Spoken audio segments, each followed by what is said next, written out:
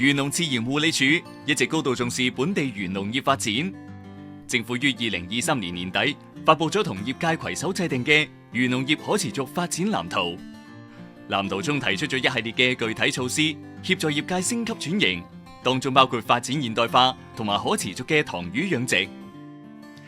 香港目前嘅塘魚養殖主要以傳統個體戶養殖為主。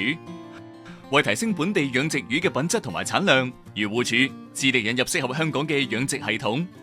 喺保留傳統養殖特色嘅同時，朝科技化嘅方向發展。香港地方細，養殖規模自然受限，加上傳統嘅養魚方法唔可以養得太密，所以產能唔高。而家有咗集裝箱生態養殖系統就唔同啦。呢套系統利用集裝箱進行現代化、高密度養殖水產，同時實現生態保育同埋資源循環利用。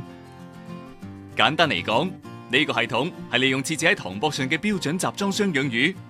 配合一套基於自然為解決方案嘅水循環過濾系統，做到環保、慳水、魚產豐富、養魚又輕鬆。一個小小嘅20尺集裝箱可以養到1000到2000斤嘅魚，漁獲穩定又可靠。基於自然為解決方案嘅原理好簡單，將養殖嘅尾水排到相連嘅池塘，經由物理沉澱及生物吸收同埋降解，促進水體嘅淨化，形成一個完善嘅水循環生態系統。養殖尾水首先流入沉澱池，通過物理沉澱令水中較大顆粒嘅懸浮物，包括殘餌、魚糞以及其他有機雜質沉降至池底。池塘內養咗碎屑及濾食性魚類，例如鯪魚同埋大頭，幫手清理殘餌及魚糞，達到初步過濾嘅效果。之後流到過濾池，池內設置浮島種植農作物，例如生菜、水芹菜同埋茨菇，吸收水中嘅營養物，淨化水質嘅同時，種植嘅農作物亦可以帶嚟額外收入。跟住流到生態池，生態浮島上嘅植物為雀鳥同埋其他濕地生物提供棲息地，雀鳥亦能捕食池塘內養殖嘅魚同埋蝦。另外，生態浮島上嘅植物可吸收水體中嘅氮磷等營養物，進一步淨化水體。最後去到增氧池，池內仲有開花植物，例如睡蓮，淨化水質嘅同時，兼備觀賞及美化環境功能。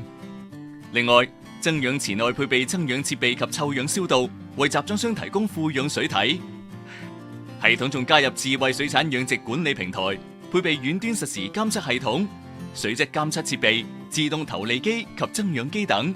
實現養殖智能化管理。養殖人員用手機或平板電腦就睇到養魚情況，又可以實時監測水質，操作簡單又安心。整個集裝箱生態養殖最得意嘅係4個生態池塘變身為生態花園。系統建成冇幾耐，我哋已經喺附近魚塘發現多種雀鳥、蜻蜓、蝴蝶及兩棲類喺度棲息，成為附近濕地動物嘅打卡熱點。呢個系統真係做到養魚同生態保育一齊行，為未來創造更多可能。漁農自然護理署誠邀你一齊投入智慧養魚新時代，養出綠色未來。